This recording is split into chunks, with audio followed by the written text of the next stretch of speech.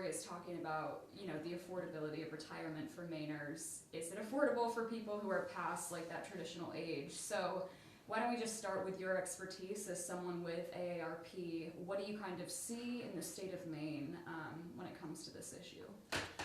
I think saving for the future and for retirement is a challenge to talk about in Maine. I think, like many states with a strong Yankee background, there's a certain amount of pride that everyone takes with them, no matter what situation is facing them.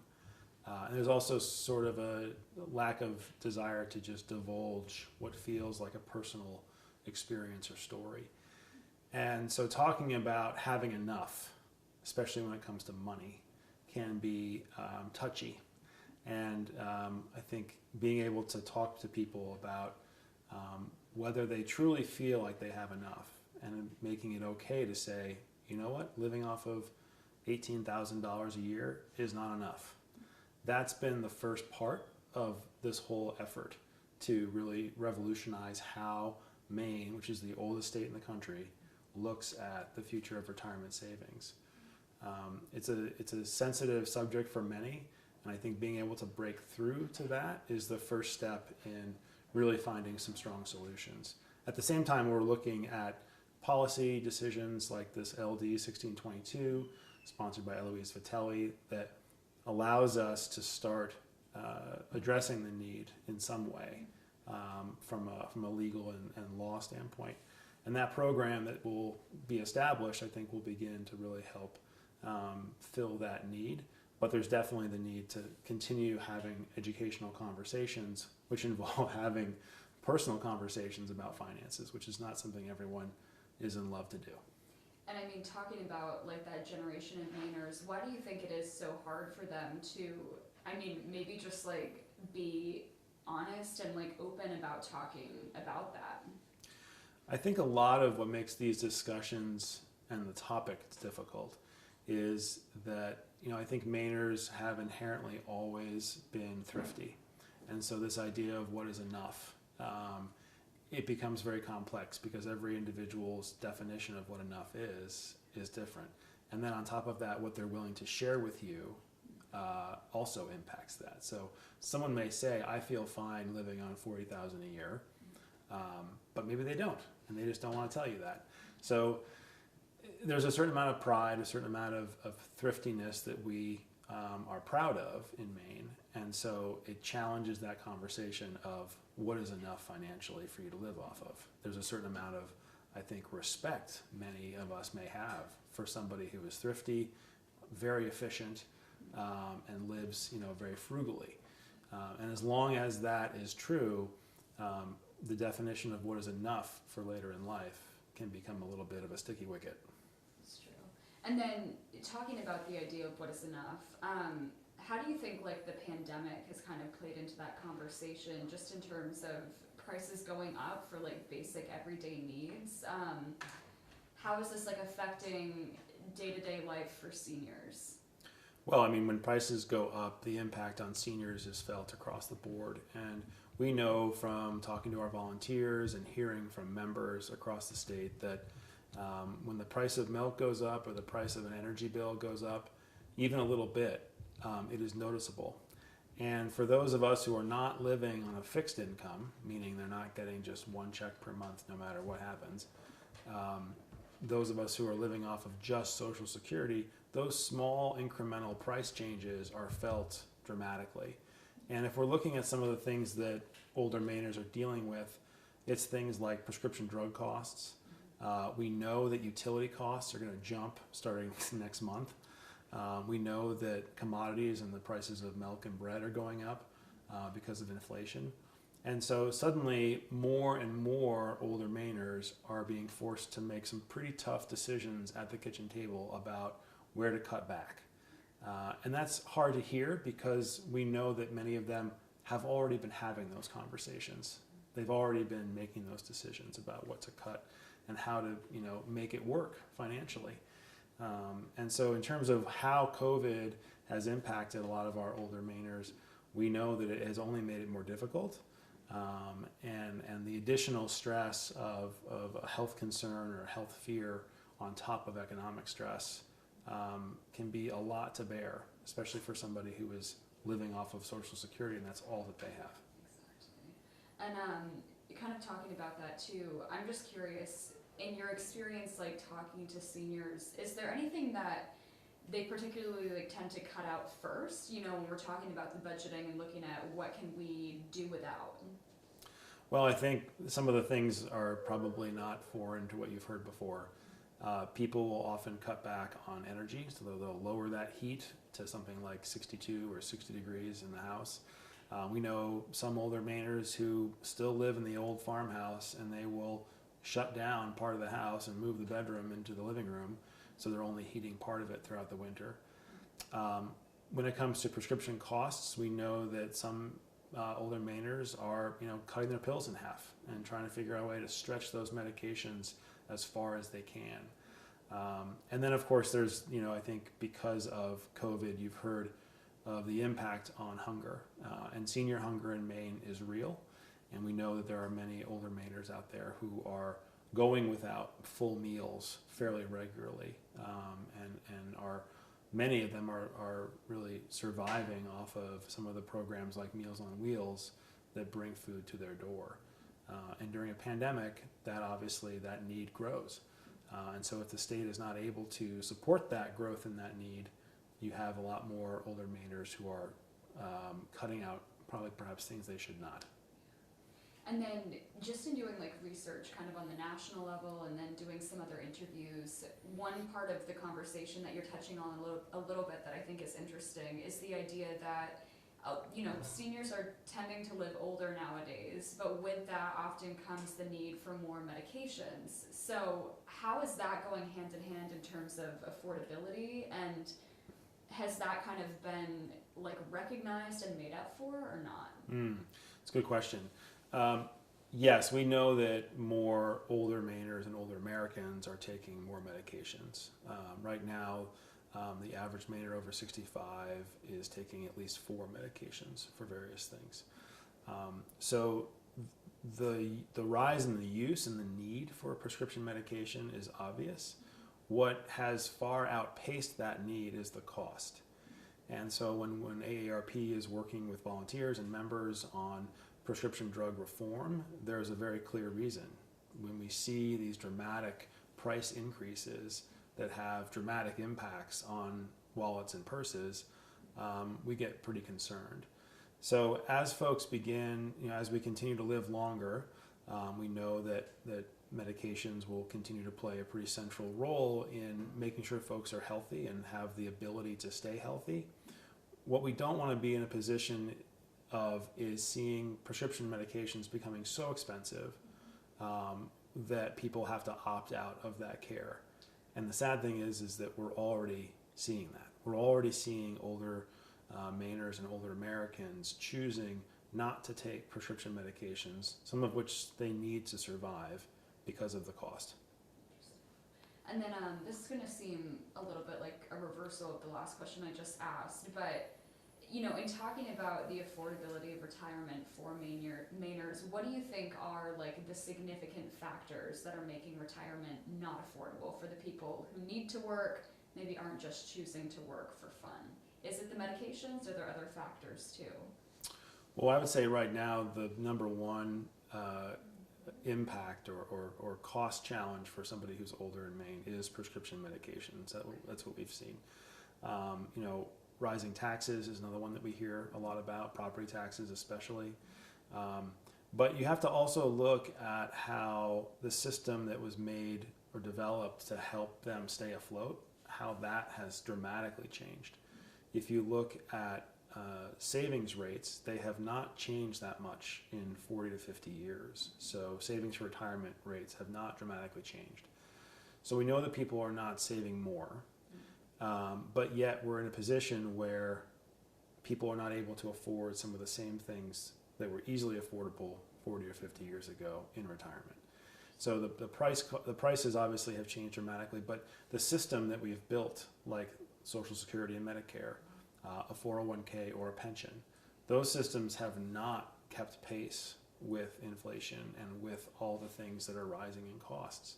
And as we see more and more loss of a guarantee, after working for 50 years with the railroad, we have some volunteers who still have their railroad pension, and without it, they would not have a house.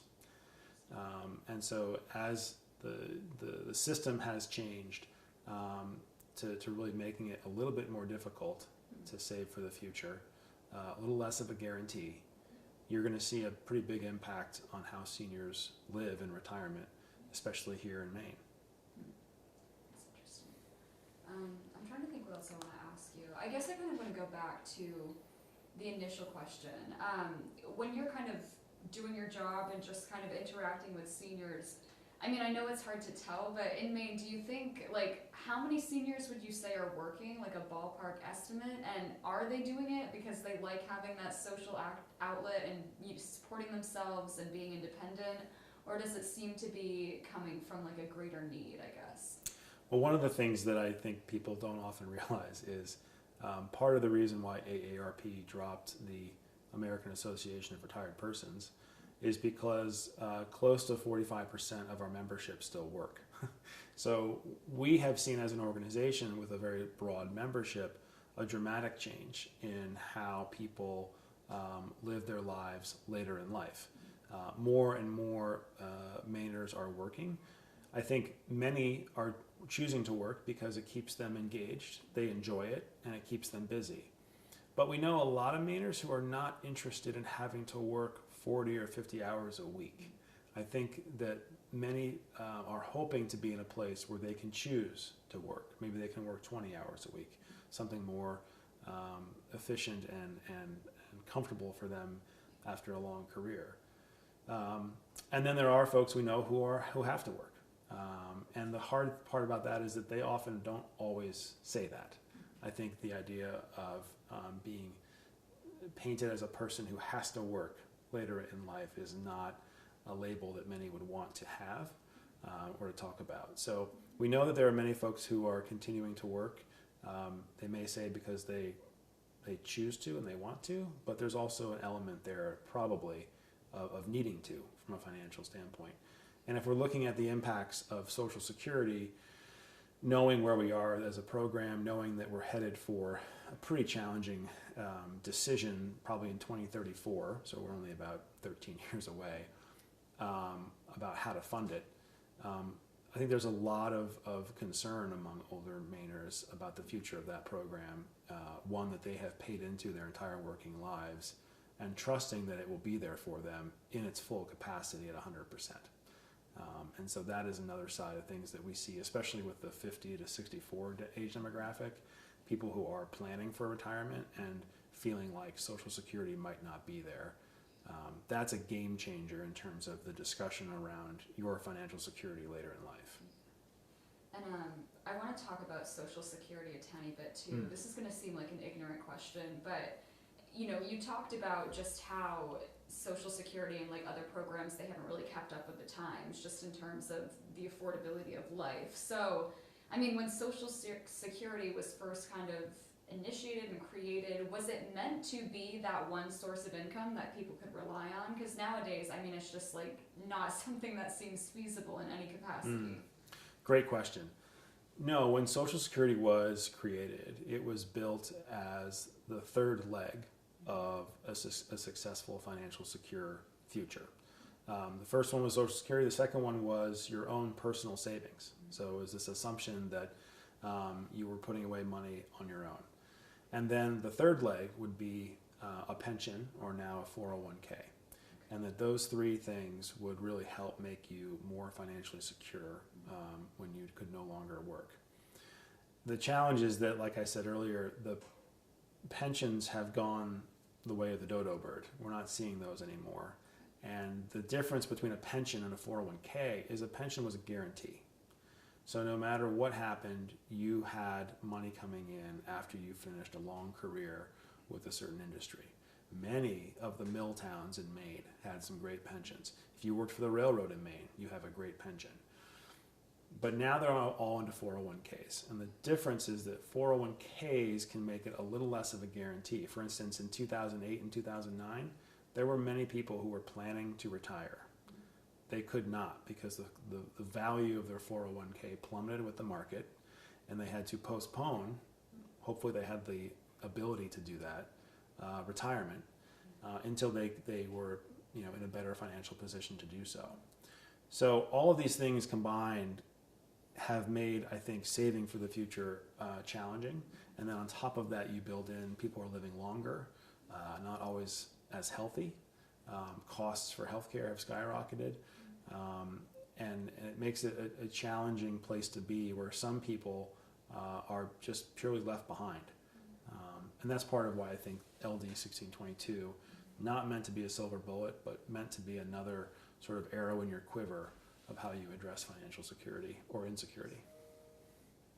Yeah, I was going to say that kind of makes sense just in terms, because 401ks too, not everybody is always investing either. So then you lose that whole third leg. Okay, that makes a lot of sense. Yeah, and that's, so the other piece of that is that pensions were automatic. Yeah. Company would say, we got you covered, yeah. we're putting this money away, it'll be there for you. Nothing you have to do. You 401k have to make is the decision, how much you're putting in, away. How you've been putting it away, and that some Right. people I don't even think realize how early you should start. So Yeah. That's a huge thing. And when I have to say, part of this financial security conversation, it's always staggering when I talk to people who are under 30, where I've gone to events and talked to folks. I went to a bunch of the Trump rallies and during the election, and just hearing people talk about Social Security as A, non-existent, not going to be there for me, so who cares? And then B, in general, talking about retirement as if it's like a big vacation. And I think that's the hardest bridge for many younger people to cross, is to understand what you could possibly be facing when you're 65. And when we talk to folks who are in their 70s or late 60s, the amount of times that they will say, if I could talk to my 21-year-old self, this is what I would say. I would say, save your damn money.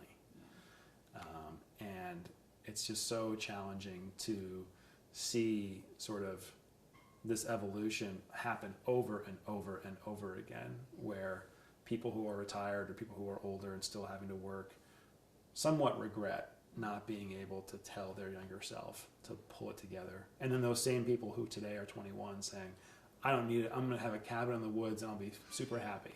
Yes. And it's like, you might have diabetes, you might have lost a son, you might have a child who has special needs, like all these things that you can't possibly predict could happen, and all of them cost a lot of money.